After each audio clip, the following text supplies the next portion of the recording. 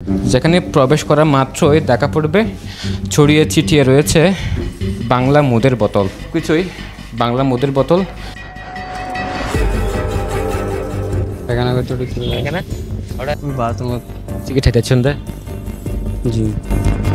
কক্সবাজারের জেলা ক্রীড়া সংস্থা, যার মূল কাজ হওয়ার কথা ছিল জেলার ক্রীড়ার উন্নয়ন, কিন্তু সিন্ডিকেটের কবলে পড়ে গত 16 বছরে খেলাধুলা ছাড়া বাকি সব হয়েছে এই ক্রীড়া সংস্থায়। ফলে ক্রীড়াক্ষেত্রে ধীরে ধীরে পিছিয়ে গেছে সমুদ্রের শহর কক্সবাজার। অনুসন্ধান বলছে নির্দিষ্ট সময় পর পর নির্বাচন হলেও দীর্ঘ সময় ধরে ঘুরে ফিরে একই সিন্ডিকেটের হাতে ছিল জেলা ক্রীড়া সংস্থার নিয়ন্ত্রণ। দীর্ঘ এই সময়ে সিন্ডিকেটটি নিয়মিত football league, cricket league, volleyball সহ কোনো আয়োজনই করেনি। বছর শেষে বলি খেলার নামে জুয়া খেলার সময় বেশ সক্রিয় দেখা যেত তাদের। ফলে ফুটবলের সম্ভাবনাময়ী অনেক নারী ও পুরুষ খেলোয়াড় অঙ্কুরে বিনষ্ট হয়ে গেছে। নিয়মিত লিগ না হওয়ায় স্বপ্ন মাটি চাপা পড়া এসব খেলোয়াড়েরা এক বুক কষ্ট নিয়ে টেনে নিচ্ছেন জীবনের বাকি সময়। কিন্তু এসব কোনো কিছুই স্পর্শ করতে পারেননি ক্রীড়াঙ্গনের ভয়ঙ্কর এই সিন্ডিকেটকে। তথ্য বলছে, পুরুষ খেলোয়াড়েরা সিন্ডিকেটের গেমিংয়ের শিকার হয়ে মাঠ বিমুখ হলেও নারীরা নিরাপত্তার অভাবে মাঠ ছাড়তে বাধ্য হয়েছে। ক্রীড়া সংস্থার প্রভাবশালী সিন্ডিকেটের কাছে অনেক নারী খেলোয়াড় যৌন নির্যাতনের শিকার হয়েছে। সমুদ্রের গর্জনে ভিন্ন স্বাদের সামুদ্রিক খাবারের ভরপুর আয়োজন উপভোগ করতে আজই চলে আসুন প্যাসিফিক বিচ লাউঞ্জ ক্যাফে কক্সবাজারে। কিন্তু প্রভাব এতটাই বেশি ছিল যে মুখ খোলার সাহসও পায়নি তারা। অনেক সময় লিগে অংশ নিতে কক্সবাজারের বাইরে গিয়ে অনেক নারী খেলোয়াড় যৌন নিপীড়নের শিকার হয়েছেন। অব্যবস্থাপনা এবং বৈষম্যের আঁতুড়ঘরে পরিণত জেলা ক্রীড়া সংস্থায় খেলাধুলা ছাড়া যত অপকর্ম আছে সবই হয়েছে। ফলে ক্রীড়ার উন্নয়নে কিছুই করতে পারেননি তারা। অযত্ন অবহেলায় পড়ে থাকা বীরশ্রেষ্ঠ রুহুল আমিন স্টেডিয়ামের মাঠে ঠিকমতো খেলতে পারে না খেলোয়াড়েরা।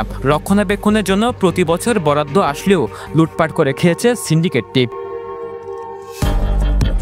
এত বড় একটি স্টেডিয়ামের ওয়াশরুমগুলো পড়ে আছে মেরামতবিহীন, ফলে খেলোয়াড়েরা ওয়াশরুম ব্যবহারের সুবিধা থেকে বঞ্চিত। অথচ এসবের বিল করে ঠিকই মোটা অঙ্কের টাকা হাতিয়ে নিয়েছে তারা। সিসিটিভি থাকলেও নষ্ট পড়ে আছে দীর্ঘদিন ধরে। স্টেডিয়ামের চারপাশে এবং ভবনে নিয়মিত বসে মাদক ও জুয়ার আসর। রাতে উপরের কক্ষগুলো ব্যবহার হয় অসামাজিক কার্যকলাপে। এছাড়াও স্টেডিয়ামের চারপাশে অবস্থিত দোকানগুলো বরাদ্দেও করা হয়েছে চরম অনিয়ম। নামমাত্র মূল্য ইজারা দেখিয়ে আনঅফিসিয়ালি লুটপাট করা হয়েছে লাখ লাখ টাকা। জেলা ক্রীড়া সংস্থার সদ্য অ্যাডহক কমিটিতে আসা সদস্যরা বলছেন, অনিয়ম, দুর্নীতি, অব্যবস্থাপনা আর বৈষম্যের আঁতুড়ঘর হয়ে গিয়েছিল জেলা ক্রীড়া সংস্থার। এইসব দূর করা না গেলে জেলা ক্রীড়া সংস্থাকে এগিয়ে নেওয়া সম্ভব নয়। সেই সরকারের দোসররা এই জেলা ক্রীড়া সংস্থাকে আটকিয়ে রেখেছিল।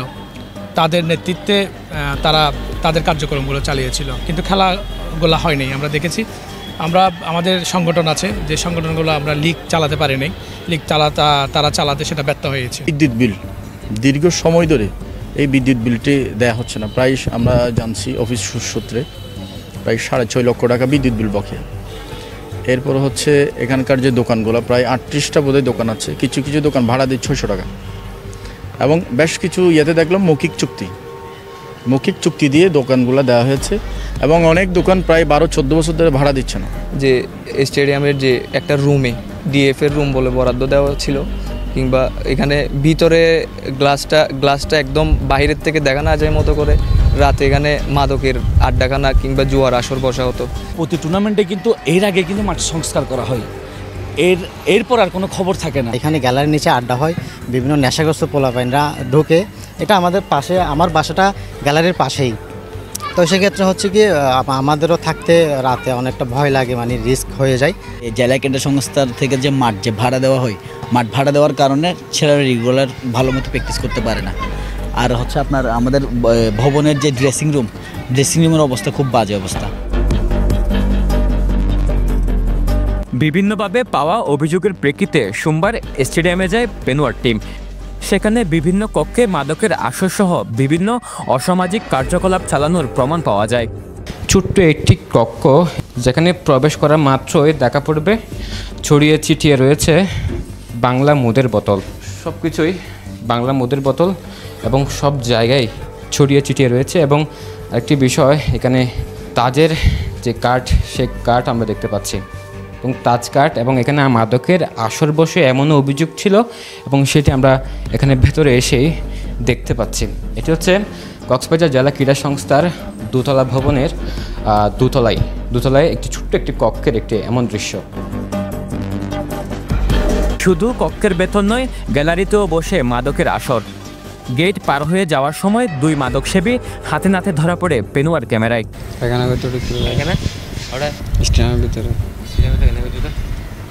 এখানে কোন জায়গায় জেলা ক্রীড়া সংস্থার মতো একটা ভবনে, স্টেডিয়ামের লাগোয়া ভবনে এই ধরনের কর্মকাণ্ড আসলেই কাম্য নয়। মাদক সেবন করার পর যে অবশিষ্ট অংশগুলো থাকে, এগুলো এখনও পড়ে আছে। আসলে এই জিনিসটা আসলে আমাদের জন্য, কক্সবাজারবাসীর জন্য অত্যন্ত দুঃখজনক। এগুলো একটা চিন্তাকারীদের একটা পরিবেশ তৈরি করে ফেলে, মাদকের একটা আসর বসে। কিন্তু এইটা তো হওয়ার কথা ছিল না। এর প্রেক্ষিতে যদি আমরা দেখি, এখানে বাউন্ডারিতে অনেক সমস্যা। আমরা শুনছি স্টেডিয়ামের জায়গাগুলো দখল করে এখানে ঘরবাড়ি নির্মাণ করছে। প্রায় কিছু ওয়াশরুমগুলো একদম অব্যবস্থাপনার মধ্যে আছে। এবং আমরা দেখেছি খেলোয়াড় যারা এখানে দূর দূরান্ত থেকে আসতেন, তাদের জন্য যে রুমগুলো রাখা হয়েছে, সেখানেও কোনো রেজিস্ট্রেশন সিস্টেম যেটা রুলস আছে সেটাও ফলো করে নেয়। যে যার মতো করে ব্যবহার করছে। অনেকে বলছে এখানে রাতভর জুয়া খেলা হয়, মাদকের আসর বসানো হয়। তাহলে স্টেডিয়াম তো এটা না। মাদক আসক্তরা যারা যেদিক দিয়ে প্রবেশ করে, আসলে সামনে একটা গেট আছে, পিছনে একটা গেট আছে, উত্তর পাশে একটা গেট আছে। ওই দিক দিয়ে গেট টপকায় উঠা যায়, সহজে উঠা যায়। এক হাত দ্বারা তো আসলে পুরোটাই দেখা সম্ভব নয়। এক পাশে মনে করেন যদি আমি দক্ষিণ পাশে আসলাম, তাহলে উত্তর পাশ থেকে চুরি করে নিয়ে যাচ্ছে। দীর্ঘ আন্দোলনের পর কক্সবাজারে বাস্তবায়ন হয় ইনডোর স্টেডিয়াম, কিন্তু সেটি বাস্তবায়নেও করা হয়েছে চরম অনিয়ম দুর্নীতি। কোনোরকম জোড়াতালি দিয়ে বরাদ্দ হালাল করেছে সিন্ডিকেট। নির্মাণ হলেও খুব একটা কাজে আসতে দেয়নি ক্রীড়ার উন্নয়নে, যা উঠে আসে ওসর এই কোচের বয়ানে। আমরা বিভিন্ন ইনডোরে গিয়ে প্র্যাকটিস করছি, আমরা দেখছি ইনডোরে কোনো ধরনের অনেক ধরনের সুযোগ সুবিধা আছে, এসি আছে। আমাদের এখানে দেখা গেছে কি ইনডোর গেছে, ইনডোর ছাদ থেকে পানি পড়তেছে, বাথরুমে ওয়াশরুমের উপর থেকে পানি পড়তেছে, কোনো অ্যাডজাস্ট ফ্যান নেই। গরম আসলে গরমের জন্য থাকতে পারে না, ছেলেরা অসুস্থ হয়ে যায়। লাস্টে কয়েকদিন আগে একটা অ্যাডজাস্ট ফ্যান করে দিছে, এখানে এসি রাখছে, এসিগুলো চুরি হয়ে যাচ্ছে, কোনো ধরনের কার্যক্রম নেই। এখানে কাঠফ্লোর করার কথা ছিল 3 ইঞ্চি আধা ইঞ্চি কাঠফ্লোর দিচ্ছে। আধা ইঞ্চি কাঠফ্লোর কোনোদিন ইনডোরে হয় না। এখানে পরিচর্যা যেটা আছে, ওয়াশরুমের যে পরিচর্যা আছে, পানি যে বিল আছে, সবগুলো আমাদের নিজের টাকা করি, নিজের টাকায় করতেছি। জেলা ব্যবস্থা এখানে আমাদের কোনো ধরনের সুযোগ সুবিধা আমাদের দিচ্ছে না। এটি কক্সবাজার ইনডোর স্টেডিয়ামের একটি ব্যায়ামাগার, যেখানে কক্সবাজারের খেলোয়াড়দের শারীরিক ব্যায়াম করার কথা। কিন্তু যখন থেকে এই ব্যায়ামাগার স্থাপন করা হয়েছিল, তখন থেকে এখানে কোনো প্রশিক্ষক নেই, যার কারণে লাখ লাখ টাকার মালামাল সহ এই ব্যায়ামাগার অকেজো হয়ে পড়ে আছে। ইনডোর স্টেডিয়ামের সবচেয়ে আকর্ষণীয় এবং আগ্রহের কেন্দ্রবিন্দু ছিল এই ব্যায়ামাগার।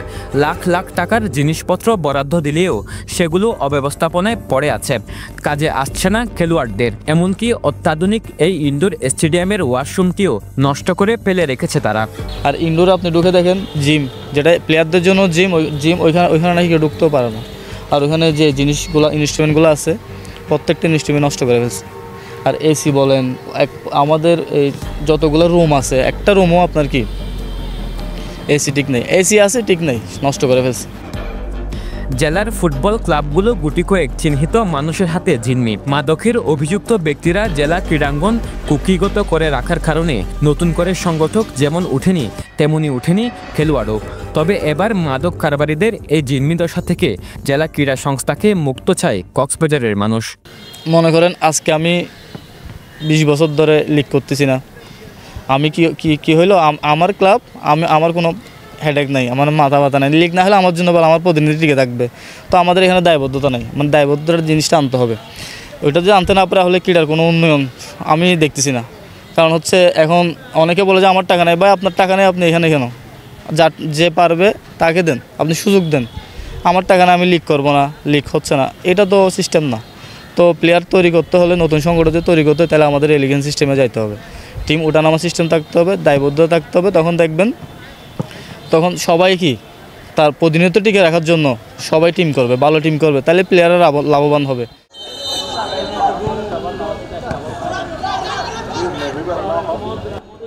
সরওয়ার সাকিব, পেনুয়া নিউজ।